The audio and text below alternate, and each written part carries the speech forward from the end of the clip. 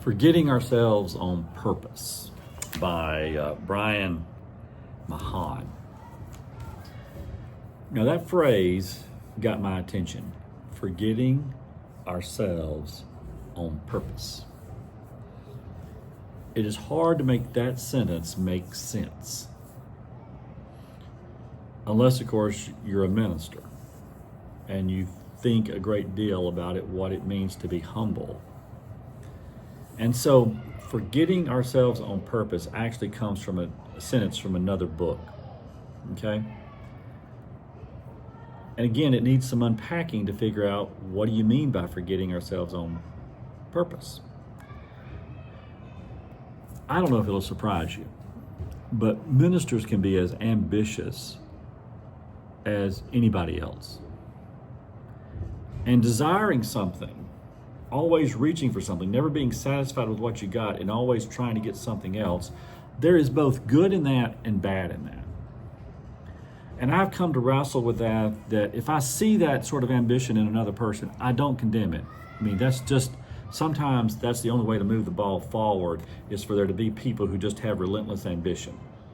And sometimes that ambition is for their own success, and sometimes that ambition is to solve a problem. And I'm not going to sort through that with individuals and judge them harshly. It's hard to tell sometimes. But in the ministry, I have found it to be of benefit to me to practice forgetting myself on purpose, which is actually a way of refocusing your ambition. That the ambition is not for your success, or even for your institution's success. Your ambition, if that is the word to use, your ambition is to be satisfied and celebrate the gifts that you've been given and the way in which you can share those gifts. That's the victory. Being able to have gifts and share them in a meaningful way. Let me read to you a portion. For starters, then, let me simply present you with an invitation to a life increasingly given over to self-forgetfulness, to the delightful, non-moral discipline of remembering to forget ourselves on purpose. The words are Thomas Merton's, though the invitation is from God. The more we persist in misunderstanding the phenomenon of life, the more we analyze them out into strange finalities and complex purposes of our own.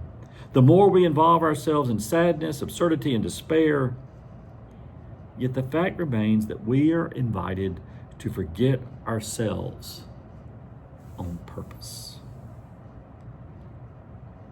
That comes from Thomas Merton's book, A New Seeds of Contemplation. So, Brian spends about 140 pages unpacking the idea of what it truly means to forget yourself.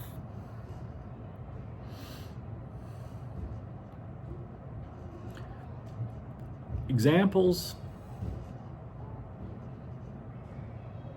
thoughtful analysis, and other, endeavors into fiction and other works allows Brian to construct for us a book that continually brings us to the point where we ask ourselves this question repeatedly.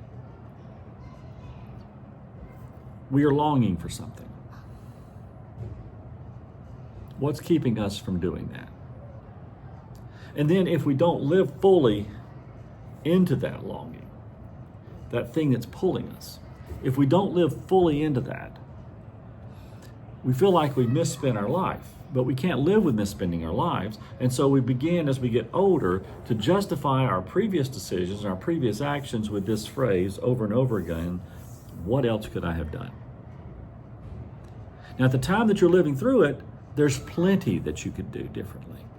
But looking back, you only say, well, what else could I have done than what I did? And in some cases, that may be even the truth. Now, here is a quote from the book that stopped me in my tracks and made me think a great deal. He writes, there's one fact that diminishes my would-be enthusiasm considerably. Few, if any of us, seem to have a clue about what we really want. How do you react to that statement? Few, if any of us, really have a clue as to what we want.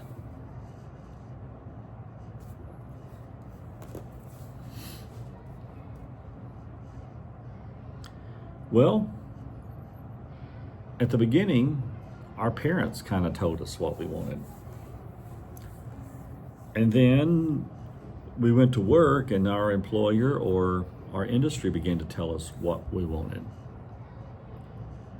And then we had some modest success at that particular line of work. And we began to think to ourselves, well, if I'm going to do this, let's make more money doing this. And so the money began to tell us what to do. So really pause and think about this. Few, if any of us, seem to have a clue about what it is we really want. Few, if any of us, have a clue as to what we really want. We've accepted that other people have told us this is what we should want. You should want the biggest house you can afford. You should want the largest family you can afford. You should desire the largest job with the biggest income you can possibly get to. But what would happen if you listened to yourself? If you listen to something other than what money or other people or family or your industry was telling you is important. That's what I did one day. I finally stopped and listened. Because my industry told me you work at a church of 100 people, and after a few years you trade that for a church of 200 people. And then you work at that for a while, and then you trade that for a church of 300 people. And then if time permits, you work at that a while and you trade that for a church of 500 or 600 people. And that is what you should do. That would have driven me crazy. Both the pursuit of it and actually if I had caught the car, been one of those situations of the dog caught the car situations, I wouldn't know what to do with it. And so I finally started thinking one day, what do I really want? I mean, I've got this gifts that I like sharing, and I got a group of people I like sharing them with.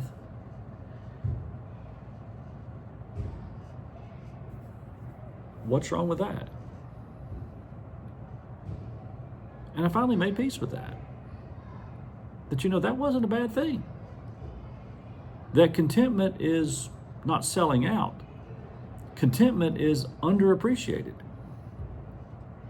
And so I just realized, I'm doing what I want to do.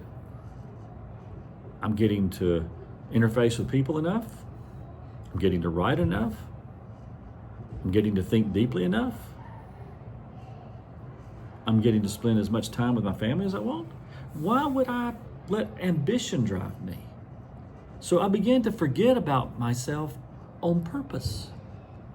And I can't tell you how that revolutionized my life and brought peace to my career, to where I could just settle in and not worry about this church opening here or this opportunity over here. I could just settle in and say, hey, I love doing what I'm doing, and I'm going to continue to do it. I found this book to be much like Listening to Your Life by Parker Palmer, revolutionary, and I would highly recommend forgetting ourselves on purpose, especially if you're young in your career. Now, if you're old in your career, I still recommend the book, but I think it will help you a great deal if you're a younger person. I remember reading this and I was no more than about 33 or so, and it was very helpful. Y'all have a good afternoon. Bye now.